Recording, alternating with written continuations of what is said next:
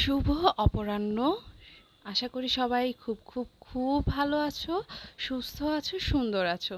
কেমন কাটিয়েছো সবাই এই ঈদের দিনটা? সবাই আমাকে একটু কমেন্টস করে জানিয়ে দিও। আর আমারও দুর্দান্ত ভালো কেটেছে। আর এখন তো চলে এসেছি বাবার বাড়িতে। আর এই দেখো বেডরুমগুলো এখনও অগোছালো। আর সব কিছুই অনেকটা অগোছালো, এখনও কিছুই গোছানো হয়নি। তো তোমাদেরকে কেন অপরাহ্ন বললাম একটু দেখে নাও। এখন বাজে 1টা, এখনও রান্না বান্না চলছে। তাই আগে রান্নাটা বসিয়ে দিলাম, কারণ আমার ভাই এসে খাবে। আর আমি তো খাবো না। আর এটা হচ্ছে ঢেঁড়স আর আলু টমেটো দিয়ে একটা পাতলা ঝোলের তরকারি। পাতলা ঝোল হবে না, ঝোলটা অনেকটাই হয়ে যাবে, কিন্তু একদম মশলা ছাড়া, শুধু হলুদ আর কাঁচামরিচে দেওয়া। আর এই তরকারিটা খেতে আমার ভীষণ ভালো লাগে। তাই হচ্ছে আমার নিজের জন্য তরকারিটা করছি, কারণ হচ্ছে আমি বর্তমানে রোজা আছি আর আগামীকালও রোজা রাখবো তাই। আর এটা কিন্তু হচ্ছে শনিবারের ব্লগ। তো একটু দেরিতেই সব কিছু পাবলিশ হচ্ছে, তাই না? আর আইসক্রিম বানিয়েছিলাম, এখন এটা হচ্ছে ডেকোরেশন করার পালা আর এটাকে ফ্রিজে রাখার পালা। আর আইসক্রিমটা খেতে ভীষণ দুর্দান্ত হয়েছিল। আমরা দু ভাই বোন বসে তো ইফতারের পর হচ্ছে একদম চেটেপুটে খেয়ে শেষ করে ফেলেছি। আর যেহেতু এটা একদম ঘরে হাতে বানানো, আর হচ্ছে তোমার গুড় দিয়ে তৈরি করেছিলাম, বিশেষ করে খেজুরের গুড় দিয়ে, আর প্রচুর হচ্ছে ড্রাই ফ্রুটস দিয়েছিলাম। তো হেলথের কথা চিন্তা করে, সব কিছুর কথা চিন্তা করেই হচ্ছে ঘরেই এবার বানিয়ে ফেললাম আইসক্রিম। যদিও হচ্ছে দোকানের মতো ওরকম অত টেস্টি হয় না, কিন্তু খারাপ না। ঘরে বানানোটা হোক, ঘরে হাতে বানানো কিন্তু বেশ হেলদি।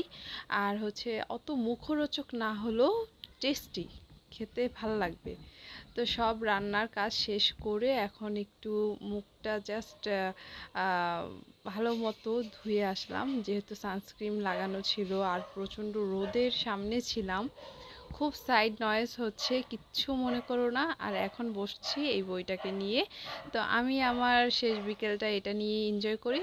আর তোমরা কিভাবে এনজয় করো অবশ্যই জানিয়ে দিও। তো আজকে কি রান্না করেছি সেটা দেখিয়ে দিয়েছি।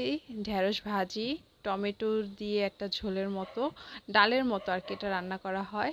আর এদিকে আছে হচ্ছে সেই আমার সবজিটা। এটা আমি রাতে রুটি দিয়ে খেয়েই হচ্ছে আগামী দিনের রোজাটা আর কি রাখবো। আর ভাইয়ের জন্য ভাত করে রেখেছিলাম।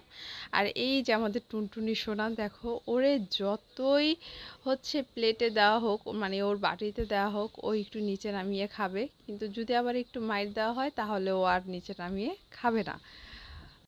আগের থেকে মাশাআল্লাহ অনেক সুন্দর হয়েছে দেখতে। আর ও গেট দিয়ে বের হবে, ঢোকার সময় আমার এই জানালাটা দিয়ে ওর ঢুকতে হবে। ঘরটা একটু এলোমেলো আছে, বলছিলামই নতুন একটা জীবন বা লাইফ শুরু করতে যাচ্ছে, তাই খুবই এলোমেলো। কিচ্ছু মনে করো না। তারপর হচ্ছে একদম আসরের নামাজটা পড়ে শাওয়ার নিয়ে আসলাম। তাই আর এখানে এত গরম, আর সব জিনিসগুলোই হচ্ছে আমার ময়শ্চারাইজারগুলো একটু ফ্রিজে রাখছি, কারণ হচ্ছে দেওয়ার সময়টাতে ঠান্ডা ঠান্ডা দিতে খুবই আরাম লাগছে আর খুব ভালো লাগছে।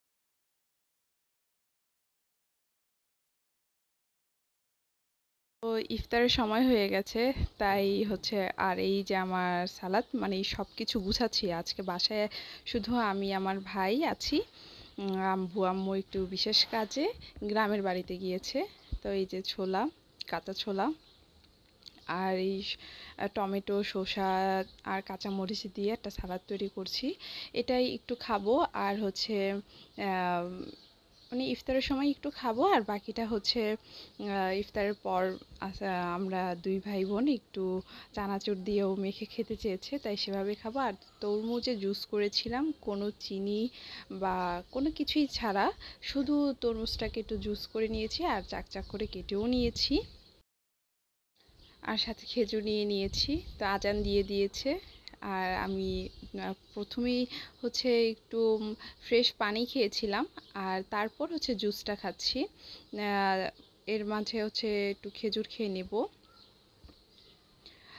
আর যদি হচ্ছে প্রথমেই একদম খালি স্টোমাকে তুমি যদি খেজুরটা খাও তাহলে না মানে কেমন একটা এনার্জি লেস লাগবে, কেমন একটা মানে খুব একটা শরীরটা খারাপের দিকে যায়। তো তাই হচ্ছে চেষ্টা করবে যতটুকু পারো একটু হচ্ছে মানে নর্মাল পানি খেয়ে তারপর হচ্ছে খেজুরটা খাও।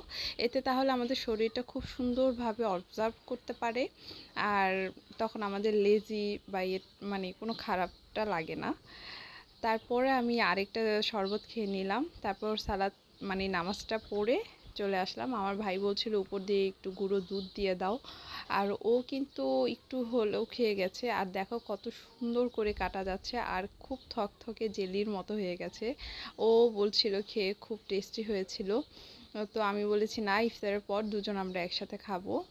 তো বলল যে এখন তুই খেয়ে নে, আমি পরে খাবো। তুই এখন ইফতার করেছিস, একটু ঠান্ডা তোর জন্য খাওয়া দরকার। আসলেই আমার ছোট ভাইটা অনেকটাই বড় হয়ে গেছে। আর হ্যাঁ, সত্যিই খুব টেস্টি হয়েছিল, যেটা বলার মানে বলার বাহিরে। আর যদি এই রেসিপিটা তোমরা দেখতে চাও তাহলে কিন্তু আমি আরেকদিনও বানাবো। তোমাদের তোমরা চাইলে অবশ্যই আমি রেসিপিটা দিয়ে দিব। তারপর দুই ভাই বোন একটু চকলেট বিস্কুট আর হচ্ছে বিস্কিট আর চা নিয়ে বসে পড়লাম।